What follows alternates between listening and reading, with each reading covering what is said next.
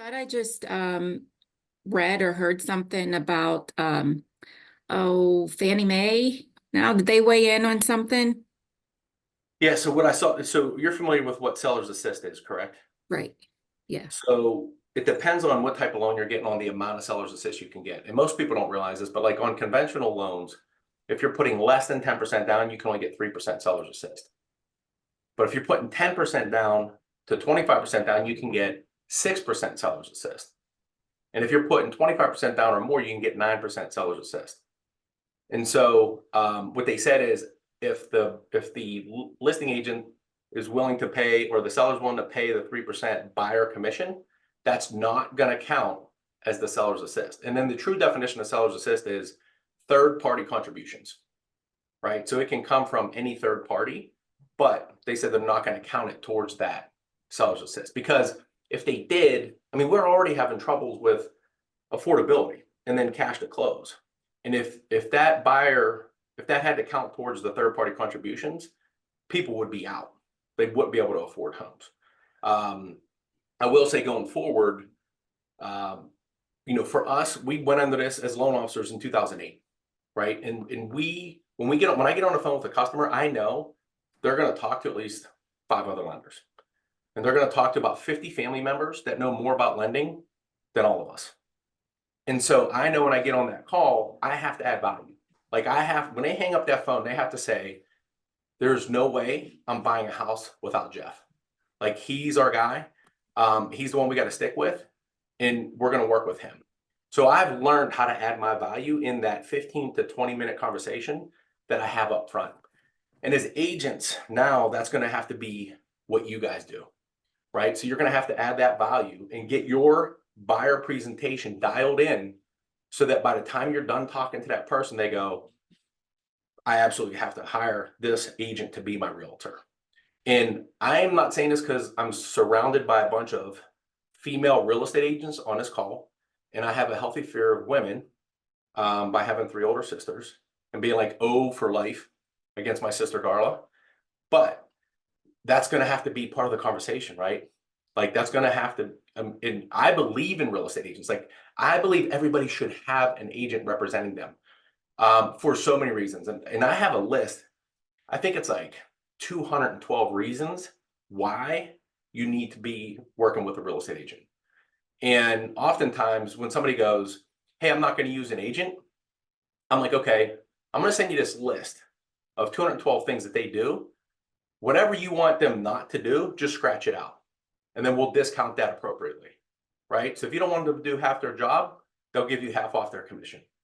And even from the contract piece, like, you're keeping them out of legal trouble, the negotiations piece, and then the other part is, like, between the seller and a buyer, the last thing you want is those two talking to each other after home inspections, right? So you have to have somebody in the middle that's an expert negotiator that can mediate it. And then by time closing shows up, everybody's sitting at the table smiling at each other, not ready to rip each other apart. So I'm a firm believer that agents need to be on the transaction. And I've coached loan officers and real estate agents throughout the country.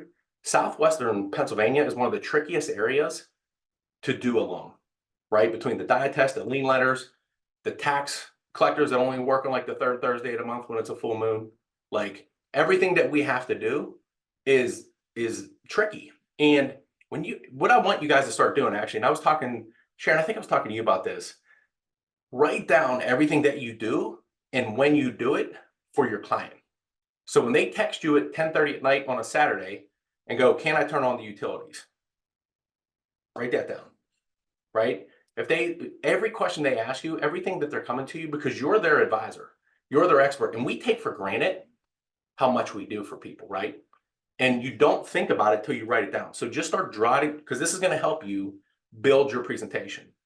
And the other part is, and I learned this a few years back, storytelling is selling, right? So you can sit there, I can sit there and go, hey, today your interest rate is 5.625. Your principal and interest is this. Your MI factor is 0.58. And your transfer stamps are 1%. And your title insurance is $1,738. What does that mean? Absolutely nothing. But if I tell a story around, hey, I had somebody call me that had $4,300 to their name. And we ended up getting them pre-approved with PHFA. And we gave them free money. That's interest-free money that's forgiven over 10 years. They end up buying this house with only $1,000 out of pocket. So now they get on this side of appreciation. And as homes are going up in value, they bought a $200,000 house. That home, they're projecting in Pittsburgh to appreciate by 5% by July. That's going to appreciate to $210,000. So that's like somebody putting 10 grand in your savings account without you having to do it from your paycheck. So there's a difference. So these are the stories that you're going to have to tell. So just start writing down everything that you do for your clients so that you can get your pitch down in your presentation as you're talking to your buyers so that they're going to sign their buyer agency agreement with you.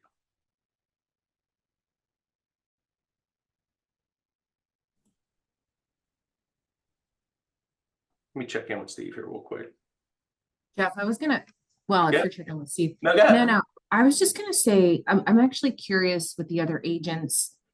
With the new NAR ruling, like, it's crazy. I've really only had pushback from one seller to lower the commission. I mean, we're having the conversations with the clients. I mean, honestly, thank God Pennsylvania has always spelled out the commission breakdown between, the listing percentage commission and then what's going to be given to the buyer agent. But I think when you educate your clients on the pros and cons, not only, saying like, yes, you don't have to pay a commission, but here are the reasons why you're going to want to. We're not really getting much pushback on the seller offering the commission. Is anybody else? I'm actually curious. Is anyone else getting any pushback? Jody, People I will had a ask, situation but- this week You what? that I'm sorry. I had a situation, I was on the buy side of it actually, and the listing agent, she's listing a few properties for the seller and they were not wanting to pay any buyer agency commission. And she ended up getting them to pay 1%. But we submitted our offer and I sent over the addendum, like, here's my commission. And we did get them to pay the full commission, even though they were only advertising 1%. Wow, nice job. Yeah. Yeah. Lisa- I told the agent, I said, well, thank you, because this guy has submitted 17 offers, multiple offers every single time in this school district. And I said, thanks for not making this a multiple offer situation. Yeah. Lisa Jackson, what were you going to say? Yeah, I was just gonna say that, like, we'll have sellers ask, but there's no pushback at all. And I think if we present it properly, Yeah. it's all in the presentation and it's all in how we allow them to perceive the information, right? So as long as we're having those good conversations and we're setting the expectations up front, we're not going to have any pushback at all. You might get the random seller here or there, but I haven't come across any at all. That's so good. Thanks for sharing that. And one of the reasons we started doing these agent academies is that, in my mind, a rising tide rises all ships. And I can't take claim to that. I heard Beverly Herndon's son say that, JoJo, about a year ago at one of the WJR events, and it stuck. And Pittsburgh's a small town. Like, we all are 1 degree away from each other. It's not 6 degrees like Kevin Bacon. It's 1 degree. Like, we all know each other. And it's like, we all are representing the real estate industry. We all have to work great together. We all have to raise the bar on education, raise the bar on how the professionalism, how we're doing business, and just represent our community well. We're all one team. Even though we all wear different hats, all different brokerages, like, we're really all one team that we need to work well together. I'm not saying names, right? But there's always those people that when something goes sideways, because everything does, they just start pointing fingers. And they're like, and then it's like the blame game, then it gets ugly. And it's just like, can we just get all hands on deck and just do what's right by this customer and get this done? So that's part of the reason I like this collaboration. And I love it that everybody here has a different roof over them. And then everybody's sharing to help everybody win. Because the more, what I found in life is the more I help people, the better my life gets, right? And there's no financial reward for the help that I do, probably 99% of the time, but it just makes life better because you're helping everybody get better. So I just want to share that, and that's so thank you for collaborating on here as well. Steve Morris, you're in the house. I can't hear you though.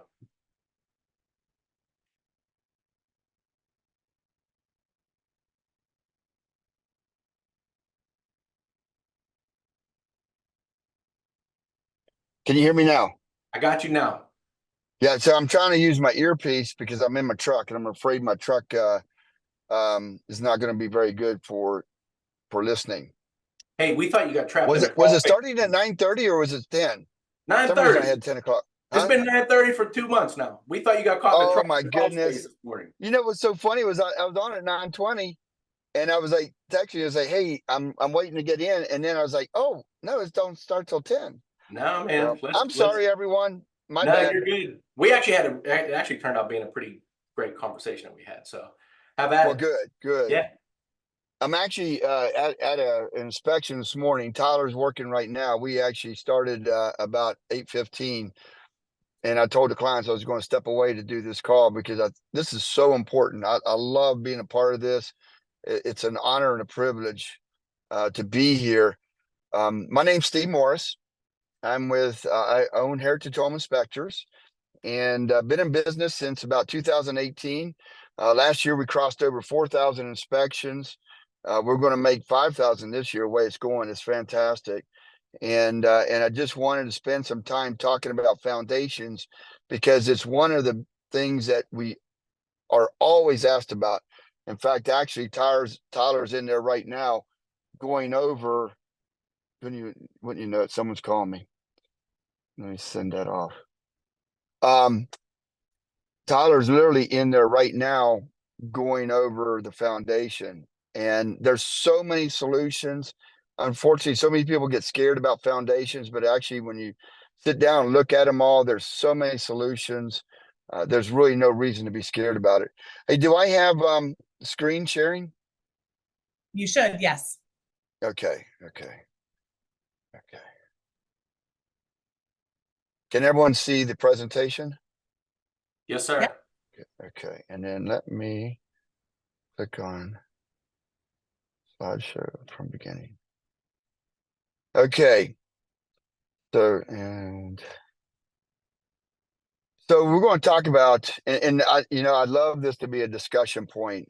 I'm not one of these people who just like to talk at people. I like to hear from you. I interject. Let's kind of go through this together. We're going to look at the anatomy of the foundation. Why is a foundation so important? And the types of foundations that we have, and what are the concerns that come from them, and the remedies. And again, as I said, I like to answer your questions. You can either raise your hand, however you want to do it, but let's make sure that I'm addressing whatever you may have going on. So probably the most important aspect about a foundation is understanding it is the one that is actually dispersing the weight of the house throughout to protect it and to keep it in the proper condition. And then also, which is very difficult in Western Pennsylvania, protect it from being impacted by hydrostatic pressure, moisture, soil pressure. And that is what we run across the most in Western PA, because we're so fortunate to be right there with Seattle, Washington, and rainfall, is that we have a lot of foundations that get impacted by hydrostatic pressure. And if foundations are done right, then they are going to divert that moisture away and will not be impacted by the soil. The other thing is a lot of older homes, they don't have this. They do now. The new ones is they're going to have a vapor barrier underneath the gravel pit that's underneath your concrete pad. And that plays a very, very important role if you're going to be finishing your basement, because that, concrete, as much as we may think it's solid, it still is a permeable barrier. It's going to allow moisture to evaporate through it. So it's going to get into your basement. That's why basements always have a higher humidity than what you're going to have in the rest of your house. One, because the soil's all the way around. And in the older homes that are built in the early 1900s, they don't have a plastic barrier underneath the gravel pit. Okay. The other thing is majority, not all, but majority of foundations are going to have a footing, which is going to be the perimeter. It's where your block is going to be sitting on. And you can have many different types of things: cinder block, terracotta block, now poured concrete foundations. They are going to be sitting on a footing that is going to go below the freeze level in the property, and is going to help prevent any type of movement that can occur from expansion and contraction in the soil. All right, any questions there? Okay, Steve, I do have a question. so You say vapor yeah, barrier. What is that? How do they create the vapor barrier? that's a plastic barrier. That's going to Okay. be literally a plastic barrier that's going to be laid over the soil, and then you're going to put your gravel over top, and then you're going to implement rebar, and then you're going to pour your concrete pad right over top of it. Yeah, good question. So Steve, I have a quick question. Oh, sorry. With new construction, the black tar that they typically paint around the foundation, not paint, the application, is It's a that what you're sealant. talking about, the vapor barrier? No, that's on the foundation wall. So, Okay. has everyone seen a crawl space? So most, majority of crawl spaces will have a plastic barrier that literally sits over top of the either soil, gravel, or whatever they have in there. It is to prevent evaporation from the soil through through the gravel, through the concrete. And new foundations, or foundations, probably I shouldn't say new, it's been going on probably since the 40s, 30s. They will put a plastic barrier down, or it used to be a cloth barrier or some type of barrier to help prevent evaporation from occurring from the soil to the gravel to the concrete. So it sits underneath the pad that you're walking on in the basement. Is that a better explanation? And Okay. Steve, I think there's a question in the chat, and I think you answered, but I just want to highlight it. It said, when did builders start with a vapor barrier under the slab? Yeah, so originally it was almost like a tar paper. It literally was a tar paper at one point. There was even like a cloth barrier. They started that probably in the 30s, 40s. It's been going on for a long time. And then when we started utilizing plastics, it quickly moved over to a plastic barrier. So a lot of the foundations that you're going to run into are going to have a barrier underneath it. In fact, I would imagine a lot of you agents, with all your experience that are sitting out there, you've probably been into stone foundations where they're built in the 20s, 1910, or even maybe before 1900. And you'll be in the basement, and it's like, wow, it looks like the water's literally coming up in the middle of the basement. And it very well may be, because there may be a crack in that concrete, and it's coming up through the gravel, and it's coming up through the concrete, and it's coming into the basement through that, because there's no barrier underneath it. So stone foundations, it's interesting because a lot of people will like go down here and they'll be like, we got a stone foundation, I'm worried about it. Stone foundations are probably one of the strongest foundations that we ever created, because they are 2 rows of 12-inch stone with like a 4-inch barrier in the middle, and it has most of them are limestone, and they're going to have a barrier in between, a lime mortar in between it. So very, very strong. You typically going to be 18 to 24 inches of thickness. And as long as the stone foundation doesn't have bulges, we're looking for bulges or missing stone, they really tend to be very strong. The biggest challenge with the stone foundation is going to weep. If you parge it, and parging is when you put a lime-based mortar coat over the outside and the inside. Outside is probably one of the most beneficial, and you seal it to the best of your ability, it's still going to weep. I tell people, just understand, don't put carpet on your floor in a stone foundation, because it's still going to weep. Now, one of the things that people do a lot of times to help really protect is that they, especially down, oh, for Pete's sakes, I'm blanking. This is short-term memory of old age. Children's Hospital, down in Children's Hospital. That is, someone give me the town. Lawrenceville? Oh, Yeah, Lawrenceville. Lawrenceville. Yeah, yeah. Thank you. I don't know why it blanked on me, but a lot of the old homes in Lawrenceville, they've put, concrete. Hold on here. Can you still hear me all right? Because I keep on Yeah. getting prompts to generate. They put, a concrete sidewalk. They all the way around the perimeter. They'll do concrete in the back, and that concrete barrier prevents a lot of the moisture penetration from ever getting to a stone foundation. But stone foundations are a very strong foundation. And one other thing, Steve, Paula Harsh Yes. is speaking a little bit of Spanish, I think here. She says, I have lived in many states. Seems like Pennsylvania uses a lot of cinder block versus poured concrete. And she says, por qué? Any thoughts, reasoning, cost prohibitive? So let's kind of get into that a little bit here. So first off, Pittsburgh is I say it's an older city, right? It's been around for a long, long time. And because of that, we have a very unique situation in the area. Because you go south, you have a lot more poured concrete. The standard is a poured concrete foundation, and you're going to get that majority of the time in any type of the newer homes. Cinder block is an excellent foundation. The one that came before cinder blocks, I'd like to touch on it real briefly, is terracotta block. And terracotta is what everyone's familiar with terracotta drains, right? Everyone's thinking about terracotta. Oh, for Pete's sakes, phone call after phone call after phone call. Terracotta is what we have a lot of times in our drains that connect to the municipal connection, right?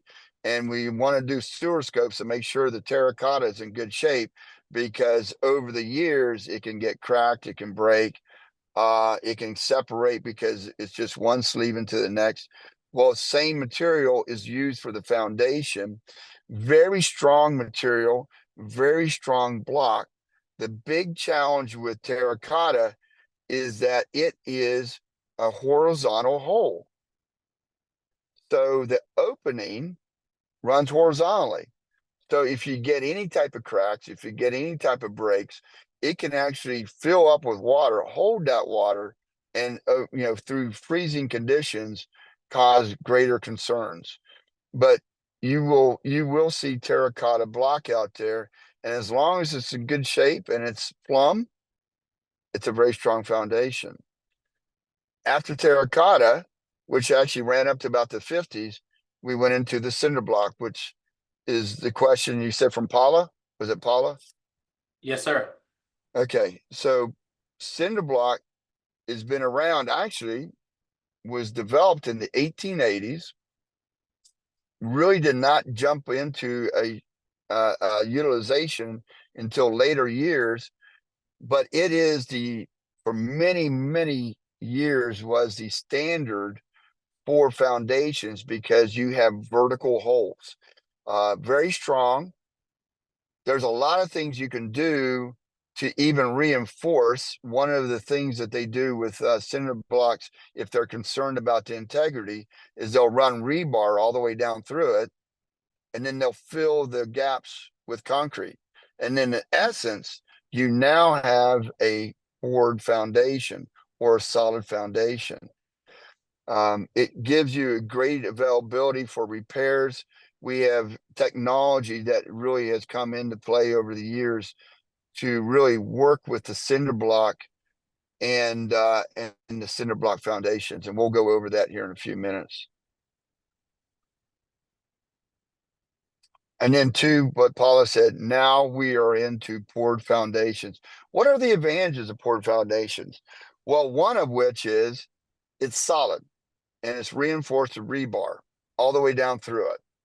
And what they're going to do, the biggest technology advance we had on is the vibration. they'll frame it out, pour the concrete, and then they'll vibrate it vigorously to get rid of all the air pockets. That was the big challenge with poured concrete, was the air pockets that would remain. So they'll vibrate it all the way through. Typically, you're going to have 8 to 10 inches in thickness. That is going to be like a Heartland Homes, Ryan Homes, Miranda. The custom builders a lot of times will go to 12 inches.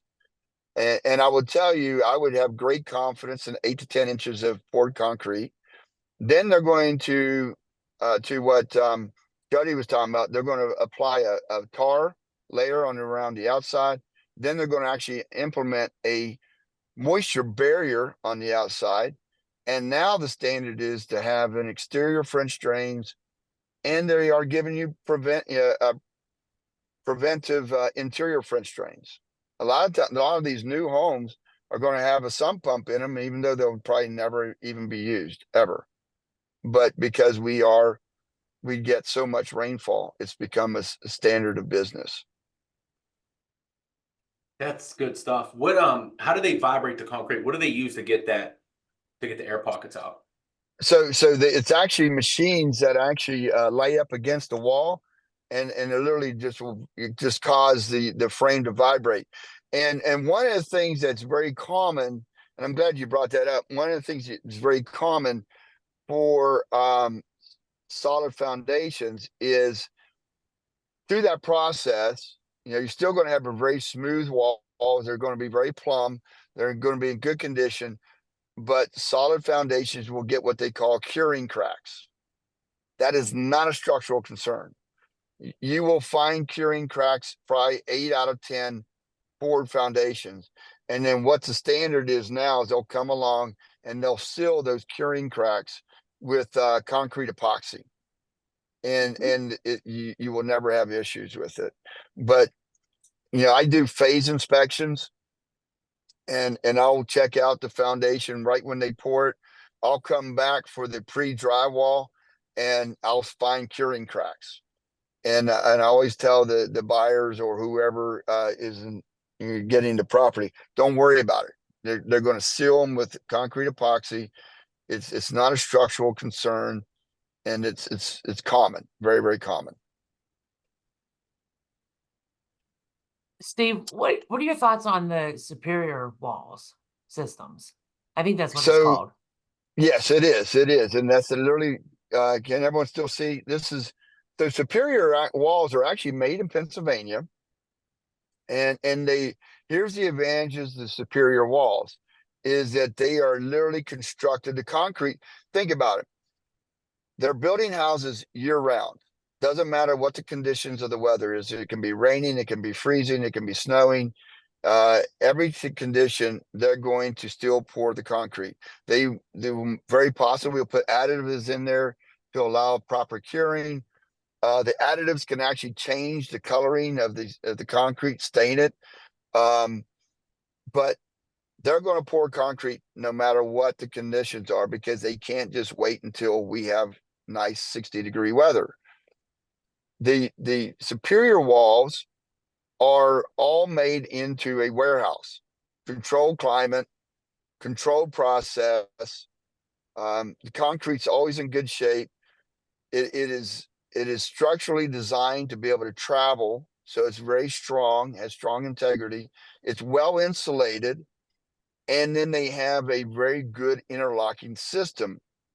Now, what's unique about superior walls is that it's going to sit on a stone footing, not a concrete footing. Majority of them are going to sit on a stone footing. The other challenge to superior walls is that a lot of contractors are not real familiar with them. You literally need to go through a training process on how to utilize them and how to install them correctly. And then the last challenge is they're going to be more expensive. I've talked to a lot of contractors. They can literally pour 10 inches of solid concrete with rebar at a less of a cost than superior walls. The advantages for superior walls is strong, long lasting, waterproofing is implemented, good interlocking system, you're going to have a very strong foundation that's going to probably serve you for years and years and years to come. Steve, being that it's on a stone foundation and not a concrete footer, have you ever seen them like shifted or any issues? Well, to be transparent, I have not seen a lot. So probably 1 in 100 inspections, I might run across a superior wall foundation. So I don't think I've had enough visibility to them to tell you if they've moved. The ones that I have, all the ones I have seen, were in excellent condition and were structurally sound. But I don't think I have enough breadth of experience to really speak to that. But it is a very controlled process, and superior walls are literally designed by structural engineers.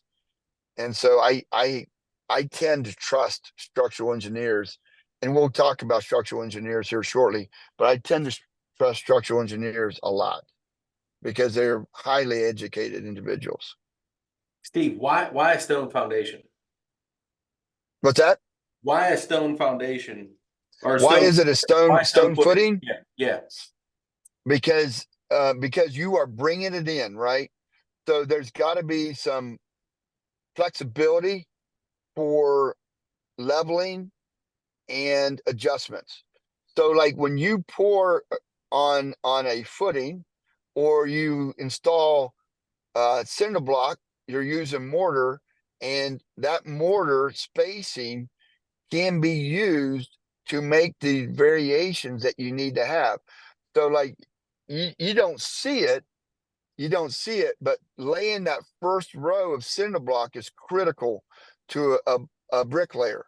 And they're going to use the mortar to make sure that that row is completely and perfectly level, because everything else is going to go on it. And if you're even like 1/8 of an inch out, by the time you get to the top, you're like 3/4 of an inch out, because it's just going to build onto itself. So they got to have that flexibility to make modifications with the gravel for it. Okay. Thank you. Okay, I'm going to see if I can actually. Anybody know how to move that? Oh yeah, I can move it up. There we go. So the most concern. Shoot, I should have asked before I flipped into this page. I meant to do that. The most concerning crack that we deal with is a horizontal crack, and it is due to the hydrostatic pressure. Hydrostatic pressure, left unattended, will buckle a wall. And based on what we talked about in the first slide, why is buckling a wall very, very concerning structurally to a house? Because you lose its vertical strength. Exactly. What's happened is that weight displacement of 2-story, 1-story, whatever you have sitting on top of it has been compromised. And if it's significant enough, it will change the way your windows work. It will change the way your doors fit and how they operate. And I know everyone sees it in the old 1900 homes. And I just tell people it's just, the stone settling over the years. You can play marbles. It's part of the character. It's part of the charm. But it's now set up for marble play. But when it's in like a cinder block and it's a horizontal crack, you've got to be concerned about how is that weight displacement now protruding through the foundation. How's that being displaced through the foundation? And has it changed enough to where it's changing the way the seal plate and the joists and the support beams are all connected, because they are all part of that displacement of the weight. Okay. So once you get to a 1/2 inch, you're going to start getting into the solutions, and the solutions we're going to get into in a few minutes, but they play a very, very important role in what we're going to go forward with. Let's see. Oh, why did I not? Okay, let me see. Now I'm having trouble moving to the next one. There we go. This is the most common one that we deal with, is like I said, for a poured foundation, is a hairline crack. And that is, again, would not worry about, not structural concern. And you're going to seal it with a concrete epoxy. Did I skip a slide? I thought there was one about step cracks. Yep, there we go. And that's the settlement crack. And this is the one that people see all the time. It tends to be on the corners where the downspouts are, and the downspouts are notorious for being the cause for the step cracks. And what will happen is the water's discharging right there for the entire roof volume, discharging right there in the corners, causing soil erosion, and allows the footing to drop ever so slightly. And a lot of times you'll get these cracks that will run right along the mortar line. And if it's not a significant space, it's not considered structurally significant. And that's what we as home inspectors have the challenge of, is determining, is this an active crack? Or typically homes will settle in the first 6 years of construction. Is this like 25-year-old settlement and the house is stable? You know, there's a lot of things we can do to look at it. Just the other day, the house had some settlement, and I thought it was all old. I didn't think it was significant, but the reason I was concerned was it still had moisture. My moisture meter, my thermal imaging showed a substantial amount of moisture in the wall still. And that made me want to say, you know what, we need to get a waterproofing company in here to protect this wall at its present state. But I try to look at all these different factors to determine active, no longer active, no moisture, no longer active, moisture. All these have to be into account. And how is all the steel plates, joists, and support beams sitting on that present displacement?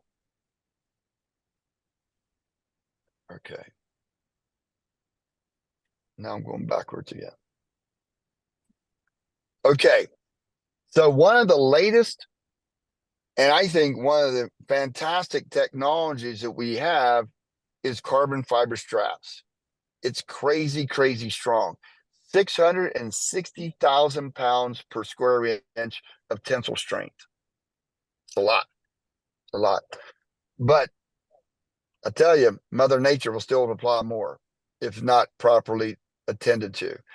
So when you are implementing carbon fiber straps, there should still be a great consideration of how to get rid of the hydrostatic pressure.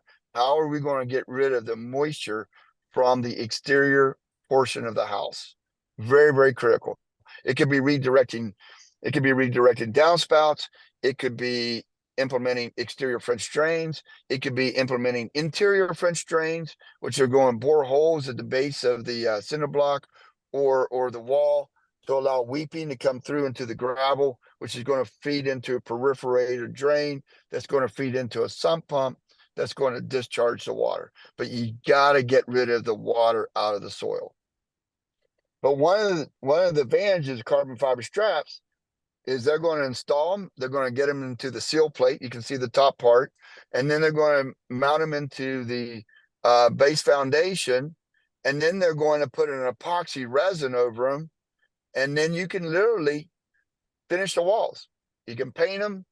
You can seal your walls. You can put insulation and frame it out and put drywall, and you don't even have to look at them ever again. But disclose them. But yeah. Okay. Any questions on carbon fiber straps? Yes. Not carbon fiber, but to your point, this is going back probably 15 years ago. It was on the seller disclosure that the homeowner put wall anchors in and then put drywall over top of it. The loan literally closed on Monday. On Thursday, the customer called me and goes, how do I get out of this mortgage? Because the foundation caved in. And Caved in. yeah, it not caved like completely, but buckled, right? And then I was like, what do you mean? And so it was a long drawn out process. The homeowner's insurance didn't cover it. Then figured out the homeowner never had the wall anchor company do the backfill. He did it himself to save money. Oh, So that was my first experience with wall anchors. And that was probably 15 years ago, if not longer. Yeah. So I doubt if you could get a company ever to do that. They probably would never allow you to do that anymore because that would void out their warranty completely right off the bat. So that's those guys. So wall anchors are they legit? Like that's my only experience with them. Like wall anchors, I heard you talk about carbon fiber straps, but if somebody says there's wall anchors, or if is that legit? Yeah. That's legit. Okay. Wall anchors are a fantastic solution. I hear this all the time. People are like, "Oh, it's got wall anchors. I don't want a house with wall anchors." I tell people it is the only foundation, if it's done by a reputable company like Baker's, Matthews, Champion, JD Waterproofing. There's a lot of different companies anymore, but the good companies are going to give you 75 years lifetime warranty. It's the only foundation that is going to come with that type of warranty. The big misnomer on wall anchors is that they're going to put your wall back into plumb position. They're not. They're not going to put you back in plumb position. Okay, so what they're going to do is they're going to stabilize the wall. And if you see in that photo, they're literally going to use the soil as part of the stabilizing factor for your foundation. You can see the dead man. Let's see, this is my mouse. Right there's the dead man. Okay. And dead man's going to be a 3 foot by 3 foot, 4 foot by 4 foot plates. And then there's the toggle bar. And then you got the wall anchors here. Okay.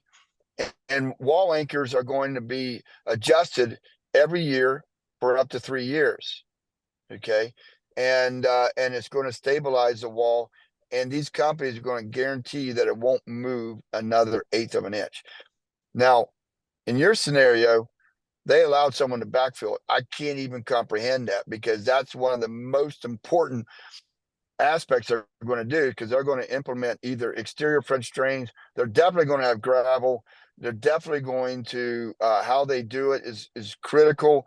I've literally seen houses that have been impacted because an excavator wasn't skilled enough and his bucket hit the wall and he buckled the wall. So you can literally damage your wall if you don't have a good excavator. So that scenario for most companies would never ever come into play, because these are all, they're measured out, and then a structural engineer designs them, and then the company stands behind them. And I think the lowest warranty you can even get is 50 years. Some of you real estate agents might have seen, the ones who've been around for longer than I have, might have seen 25 years, because some of the original ones would come that way, but it's been a long time since that way. Thank you for saying that, because I was always nervous every time I'd see or hear that there were wall anchors in. I mean, you built my confidence on that too. The other thing, the reason I wanted to have you on, Steve, last month and this month, and for anybody on here that didn't see last month, Steve covered electrical systems, and we got a lot of great feedback. You can watch the replay on our YouTube channel. You can pause it, play it fast, or whatever you want to watch it and get educated on it. Is because last year we had 53 contracts canceled after the home inspection, right? And one of them was because there was a bird's nest in the dryer vent. And so the reason I wanted to have you on here, What? Because there was a bird's nest in the dryer vent, right? Yeah. So here's the thing, what I'm trying to do by having you on here is as all of us get educated better. And I think somebody said it earlier, I think it might have been Lisa Jackson said, to set that right expectation with that home buyer or that seller, that look, there's no perfect house. Even a brand new home has something going on it. So, You know, Oh, if you yeah. do it and you know this as an agent and you're like, hey, here's wall anchors, but you can speak to it like Steve just spoke to it. Yeah. And then when the home inspector comes through and they get the home inspection report, they're not scared and then cancel the contract. So it's about setting the expectation, educating the person so that they make a good purchase. Like, you don't, if it is an actual problem, then we want to know it's a problem and we don't want to invest Right. in it, but we want to set that right expectation to be knowledgeable. So Yes. thank you for that. I needed to hear that. Well, good. And then, Well, and go ahead. and then Kendra had asked, she said, how much do these remedies cost? Like how much are wall anchors?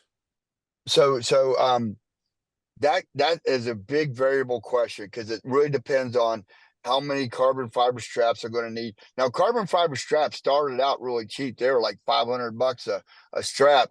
They're now about 850, 900 bucks a strap. And then the wall anchors, they're going to be about $1,000 to $1,200 per anchor. And steel beams, what we're looking at right now, when they actually implement beams, they're going to be comparable to wall anchors. So some foundations may need only 2, maybe 3 wall anchors. I've literally seen houses that have up to 15 wall anchors. Wow. So that's a big project. And then if they are working on the hydrostatic pressure concerns and they have to implement interior French drains, that's going to be an additional cost because again, you don't want to just implement a solution, but not address the very cause of that displacement. The very cause of these displacements is the hydrostatic pressure. Okay. But let's say you put 20 grand in an $800,000 home. It's better than walking away from the home if you love it. You know, I just literally had the conversation. I literally had the conversation with my client this morning is that don't try to predict sellers. You just can't predict sellers.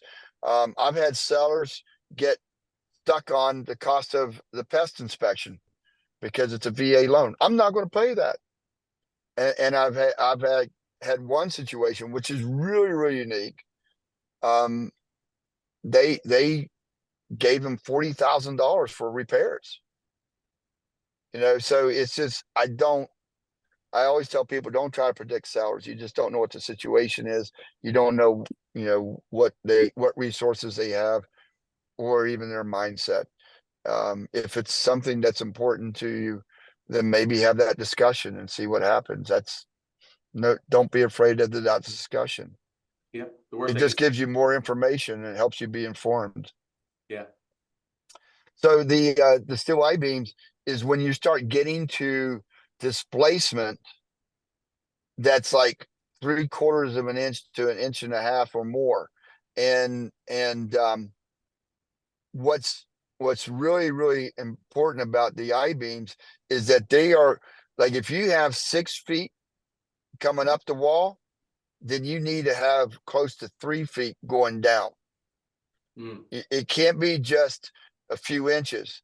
At least a third of it has to be down into the concrete and into the footing, and it may even be below the footing, depending on how high your ceilings are, because you got to have that counter pressure to prevent it from tipping in.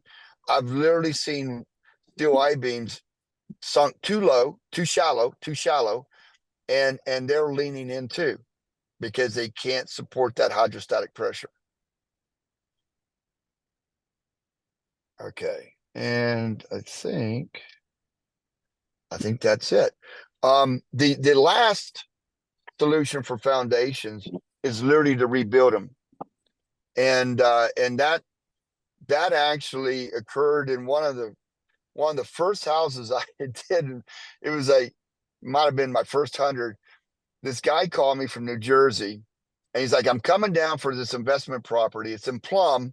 It's in a beautiful neighborhood. And he said, all the houses are valued at like $250,000, $300,000.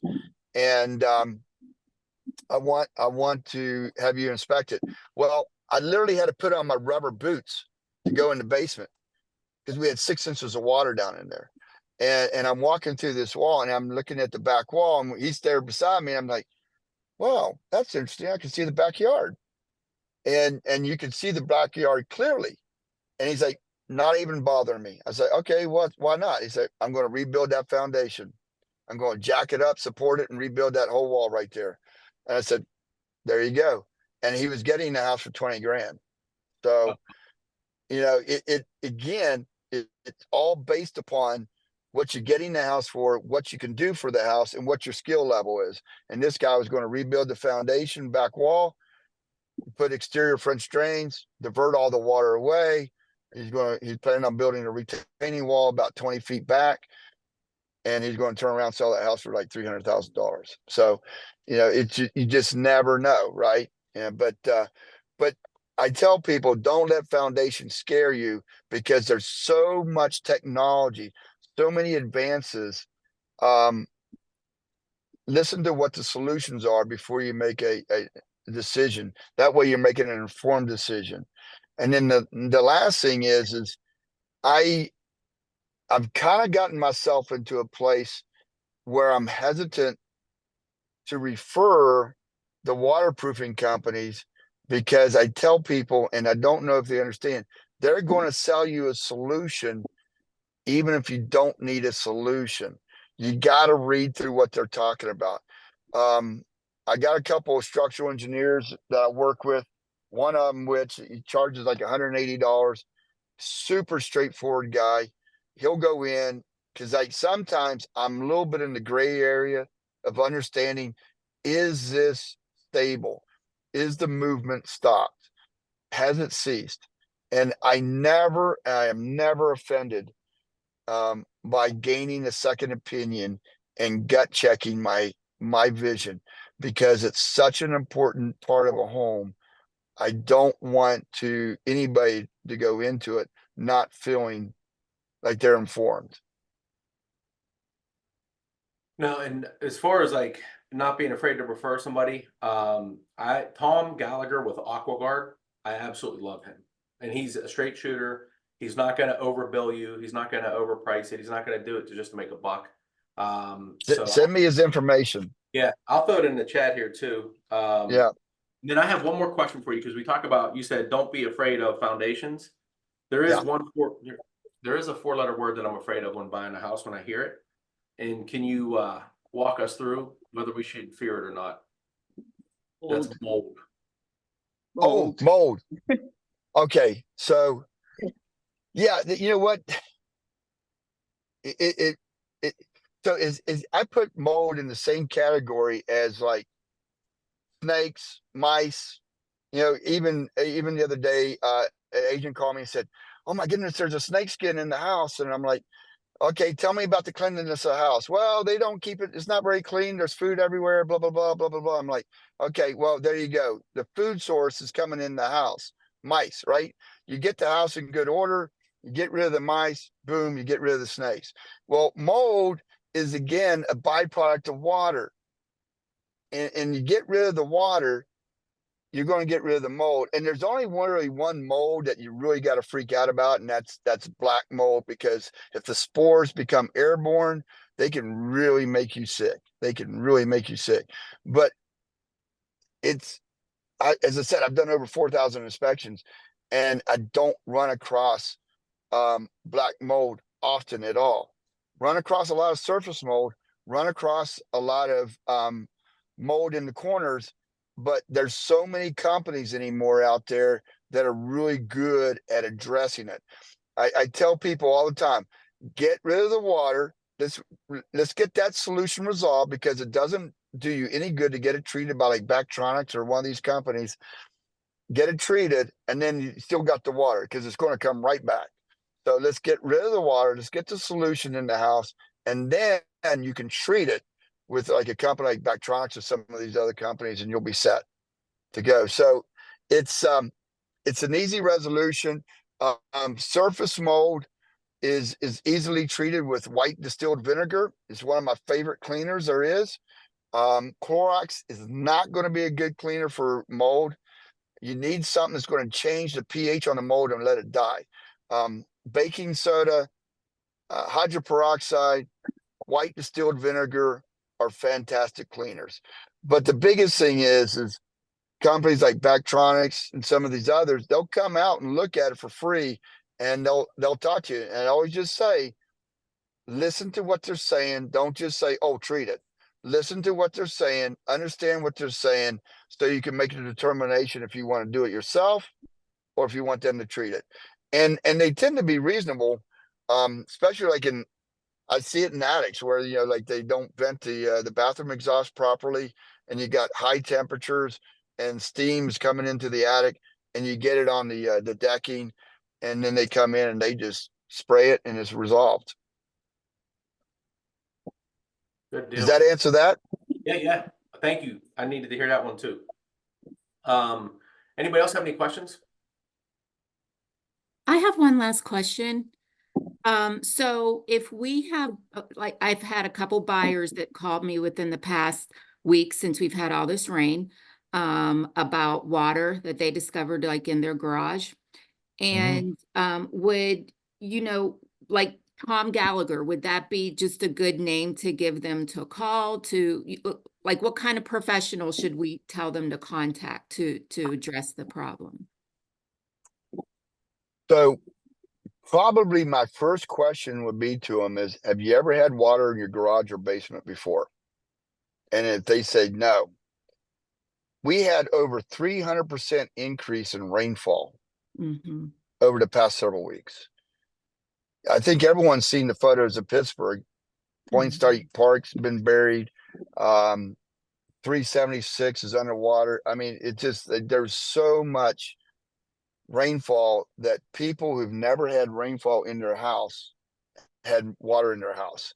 So if it's impacted your drywall, impacted your studs, impacted your structure in your basement, then you probably need to, one, talk to your insurance company, and then two, you need to have a restoration company take a look at it, because there's that scenario where if you don't get it fully dried out, you could be incubating mold, and you don't want that. But if it's not impacted any type of finishing, like if you had an open garage with just cinder block, I'd probably just clean it all up and just watch it, because I had a guy call me the other day. He had an old cistern out in his yard, and never had an issue with it, and the cistern filled up. It was 1,000-gallon tank, and it filled up, and it hit the pipes feeding into the home, and it discharged into his basement. And I was like, he's like, what should I do here? I was like, pump it out. It'll probably never fill up again, but pump it out for sure.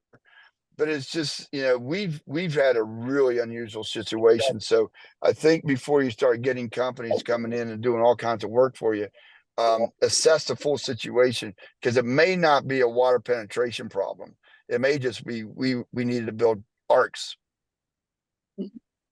I want to mention too, Steve, that even if it wasn't like a historic amount of rainfall, if somebody's all of a sudden getting water in their basement and they never did, check the gutters and the downspouts, because oftentimes those are clogged, and Yep. somebody's going to get water in their basement when they never got water in their basement before. You see, gutters and downspouts are so critical. People don't think about it. I mean, even this house I'm looking at right now, 3 of the downspouts terminate right beside the basement, and there's water in the basement. You can see, and I'm like, it's such an inexpensive but such an important factor to address.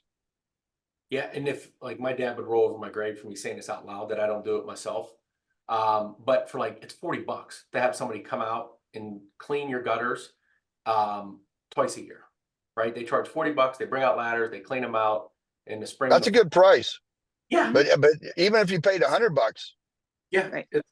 I think your house is worth it. Your house is worth it. And to Lisa's point, like, water will destroy a house, right? And it's like, and just paying $40 in the spring and the fall is nothing to prevent that. So the company's name is Quality Takes Time.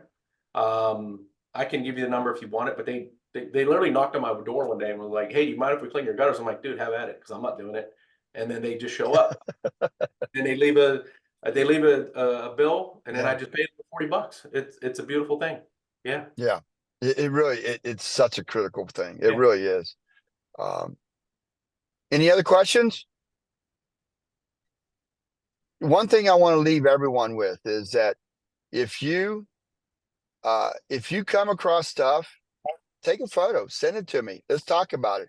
Maybe I can help you. Like I said, the agent called me the other day. She sent me photos of the snake skin, and the buyers are freaking out. And she's like, "Should they walk away?" I'm like, no, not over snakes. Black snakes are always going to follow. Yeah, I could even tell by the skin it was a black snake. I was like, they're always going to follow the food source. You get rid of the food source, the snakes will move on. They always will. And black snakes are actually kind of nice to have around because they'll get rid of the mice. But anyway, the whole thing is if you run across something, I think someone asked for a phone number. I don't know if they're asking for my phone number or for your gutter guy phone number. But gutter guy, there you go. But if you do ever run across a question, feel free to give me a call. I try to be an asset in your business. Not I know home inspectors have a terrible reputation. And I try to stay out of that world. Yeah.